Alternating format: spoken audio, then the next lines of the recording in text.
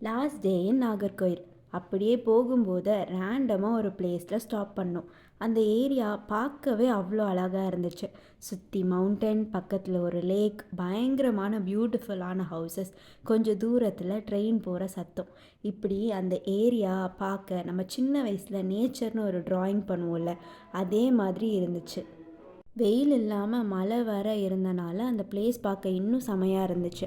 அப்படியே கொஞ்சம் நேரம் அங்கே சுற்றி பார்த்துட்டு நேச்சரெல்லாம் ரசிச்சுட்டு அங்கேருந்து நாங்கள் கிளம்பிட்டோம். நெக்ஸ்ட்டு ஸ்டாப் அக்கா வீடு தான்.